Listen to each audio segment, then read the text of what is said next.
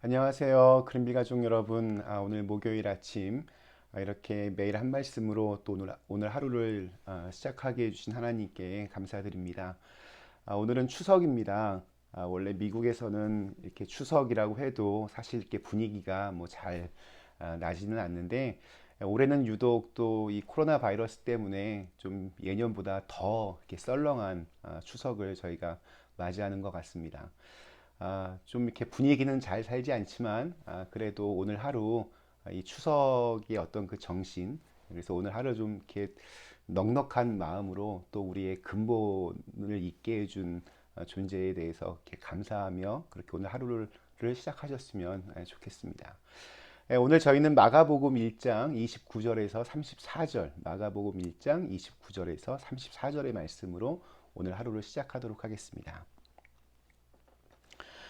회당에서 나와 곧 야고보와 요한과 함께 시몬과 안드레에게 집에 들어가시니 시몬의 장모가 열병으로 누워 있는지라. 사람들이 곧 그 여자에 대하여 예수께 여짜온대 나아가사 그 손을 잡아 일으키시니 열병이 떠나고 여자가 그들에게 수종드니라. 저물어 해질 때에 모든 병자와 귀신 들린 자를 예수께 데려오니 온 동네가 그 문 앞에 모였더라. 예수께서 각종 병이 든 많은 사람을 고치시며 많은 귀신을 내쫓으시되 귀신이 자기를 알므로 그 말하는 것을 허락하지 아니하시니라. 아멘. 네, 세상을 향한 예수님의 그 사역의 첫날, 우리 어제 예수님은 안식일에 회당에 가셔서 말씀을 선포하시고 또 귀신 들린 자를 고쳐 주셨습니다. 그리고 오늘 읽은 말씀에서는 예수님께서 정말 숨가쁜 하루를 보내신 이야기가 나옵니다. 사역 첫날을 34절에서 이렇게 정리하고 있습니다. 예수께서 각종 병이 든 사람을 고치시며 많은 귀신을 내쫓으시되 귀신이 자기를 알므로 그 말하는 것을 허락지 아니하시니라. 많은 사람들을 오늘 고쳐주셨습니다. 사실 공생의 예수님의 그 3년의 그 시간 동안 예수님은 정말 수많은 병자들과 귀신 들린 자들을 고쳐주셨습니다. 근데 좀 이렇게 재밌는 것 중에 하나는 이렇게 보면 그들의 이름이나 출신을 알 수 없는 사람들이 훨씬 더 많았습니다. 그러니까 어떤 귀신 들린 자, 한 문둥병자, 한 중풍병자, 어떤 손 마른 사람, 거라사의 귀신 들린 자, 혈우병을 앓은 한 여인, 어떤 소경, 이렇게 이름이나 출신들이 잘 나오지 않습니다. 저는 여기에 두 가지의 이유가 있다고 생각합니다. 하나는 그들 모두가 바로 우리들이기 때문에 그렇습니다. 이름이 없기 때문에 거기에 내 이름을 집어 넣을 수 있습니다. 눈먼 소경이 바로 나였고 또 안진뱅이처럼 무기력했던 사람이 바로 나였고 영혼의 그 문둥병을 앓고 있던 사람이 바로 나였다. 그렇게 그 이름을 내 이름으로 대입해 보면 훨씬 더 우리 주님의 은혜를 실감할 수 있게 됩니다.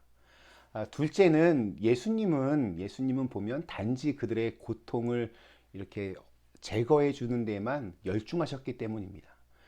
의사가 병을 고치기만 하면 되지 병을 고쳐주면서 꼭 내 이름을 기억해야 된다 뭐 이렇게 말하는 의사 없습니다. 예수님은 무슨 보상을 받으려고 하거나 아니면 어떤 업적을 자랑하려고 하지 않았습니다. 그저 각종 질병에 고통받는 그들이 너무 불쌍했고 또 더러운 귀신의 지배를 받는 이들의 삶이 너무나 안타까웠기 때문에 그냥 고쳐주신 것 뿐입니다. 그래서 오늘 마지막에 귀신들에게도 예수님의 정체를 말하지 말라고 그렇게 권위 있게 말씀하십니다.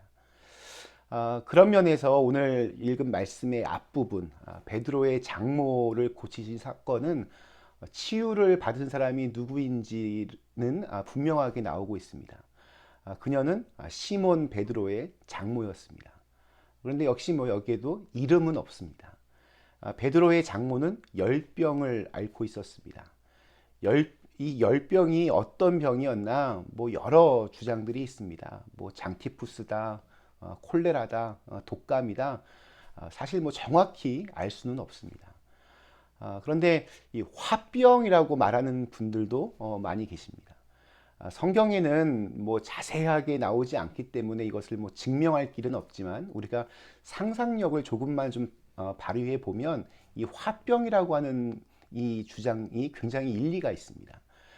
예수님의 부르심에 즉각적으로 따라 나선 베드로가 우리의 입장에서 보면 와, 참 믿음 좋다 뭐 이럴 수 있지만 이 장모의 입장에서 보면 이건 여간 분통 터지는 일이 아니었을 것입니다. 게다가 사돈 총각인 안드레까지 그물을 버리고 같이 갔다는 것은 이 베드로의 장모에게는 아마 굉장히 큰 충격을 주었을 겁니다. 앞으로 난 뭘 먹고 살아야 되나 이런 위기의식을 주었을 것을 우리가 짐작해 볼 수 있습니다. 베드로와 안드레가 물고기를 잡아서 그냥 하루 벌어서 하루 먹고 사는 아마 형편이었을 텐데 이제 어떻게 해야 되나 눈앞이 캄캄했을 겁니다.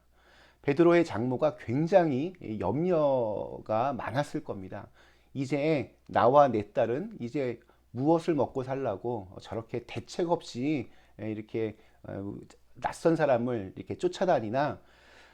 그런 상황에서 베드로의 장모는 이 사위 베드로와 또 그의 형제 안드레를 밖으로 불러낸 이 예수라고 하는 사람에게 굉장히 화가 났을 것이라고 우리는 예상해 볼 수 있습니다. 또 뭐 엄청난 뭐 분노까지는 아니라고 해도 최소한 서운함, 섭섭함, 원망, 불만과 불평, 이런 마음들이 아마 이 장모의 마음에 있었을 것입니다. 의학 백과사전에서 이 화병이라고 하는 이 병은 강한 스트레스를 받을 때 적절히 해소하지 못하고 오는 그냥 참는 데서 오는 증세로 주로 여성들에게 발병하는 질병이라고 이렇게 되어 있습니다. 그러니까 남자보다는 여자에게 화병이 더 많다는 겁니다. 이 병에 걸리면 특히 열이 막 이렇게 치밀어 오르는 증상을 보이는데 이 화병이라고 하는 말처럼 속에 불을 품은 것처럼 속이 아주 뜨거운 상태임을 나타냅니다. 여자들이 왜 더 화병에 많이 걸리나 뭐 원인은 여러 가지가 있겠지만 남편이 속을 썩이고 또 자식들이 말을 안 듣고 그래서 이 우라통이 치밀어 오르고 이러다 보니까 자기도 모르는 사이에 화병이 든다는 겁니다. 원인이 딱히 찾아볼 수 없는데도 열이 나고 몸도 아프고 그렇습니다. 아무튼 베드로의 장모는 열병으로 자리에 지금 누워 있습니다. 베드로는 가족들에게나 예수님에게 아마 모두 죄송한 마음이었을 겁니다. 예수님은 베드로의 이 아주 곤혹스러운 마음을 아셨는지 아무 말씀도 없이 베드로의 장모에게 다가가서 그 손을 잡아 일으키셨습니다. 그 순간 열병이 떠나고 베드로의 장모가 그 자리에서 벌떡 일어납니다. 이것이 우리 주님께서 베푸시는 은혜입니다. 예수님은 누워있는 베드로의 장모의 손을 잡고 아무 말씀도 없이 그냥 일으키셨습니다. 그리고 주님은 지금도 우리의 손을 잡아 일으키는 사역을 계속하고 계십니다. 낙심한 자들, 무기력한 자들, 병든 자들을 다시 일으키고 계십니다. 우리가 그의 나라와 그의 의를 구하며 나아갈 때 우리 주님께서는 우리의 모든 필요를 이렇게 다 채워주십니다. 그것이 먹을 것이든 그것이 입을 것이든 그것이 건강이든 그것이 어떤 생활의 필요이든 우리 주님께서 채워주십니다. 손을 잡고 일으켜 세워주십니다.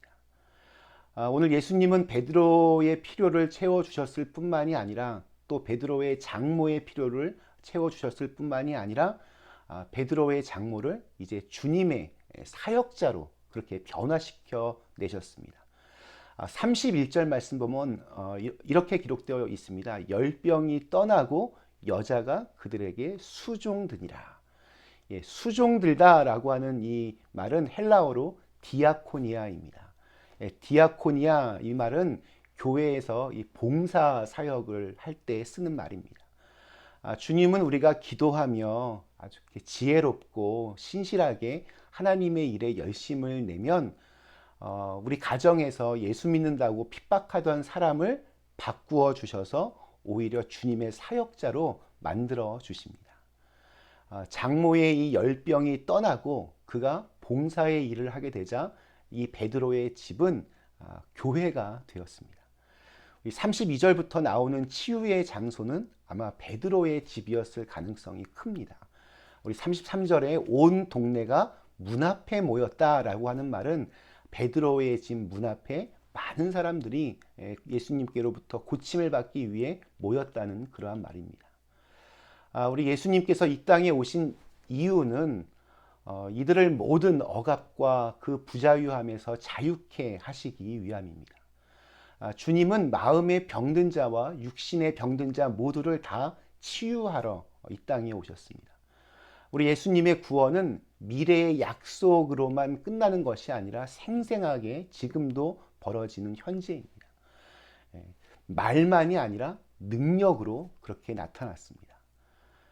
우리 나중에 요한 사도는 성도들을 향하여 우리가 잘 아는 우리 요한 3서 1장 2절에서 사랑하는 자여 내 영혼이 잘됨 같이 내가 범사에 잘되고 강건하기를 내가 간구하노라 이렇게 기도합니다. 주님의 복음은 우리의 영혼이 잘되는 복음입니다. 주님의 복음은 우리의 범사가 잘되는 복음입니다. 주님의 복음은 우리의 육신이 강건하게 되는 그러한 복음입니다. 오늘 하루 이러한 은혜가 우리의 삶 속에 온전히 임하기를 주님의 이름으로 간절히 축원합니다. 잠시 함께 기도하시겠습니다.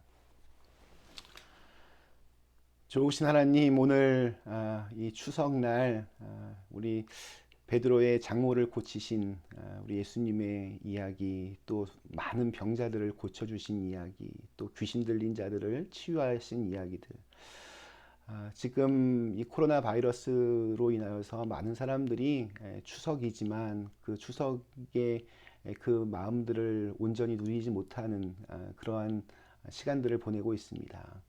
마음도 많이 아프고 또 육신적으로도 아픈 이들이 또 죽어가는 이들이 여전히 많이 있습니다. 주님, 우리를 긍휼히 여겨주시고 주님의 온전한 치유와 고침이 우리의 삶 가운데, 이 세상 가운데 있게 하여 주시옵소서.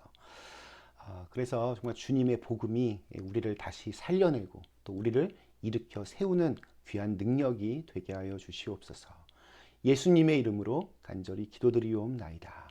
아멘.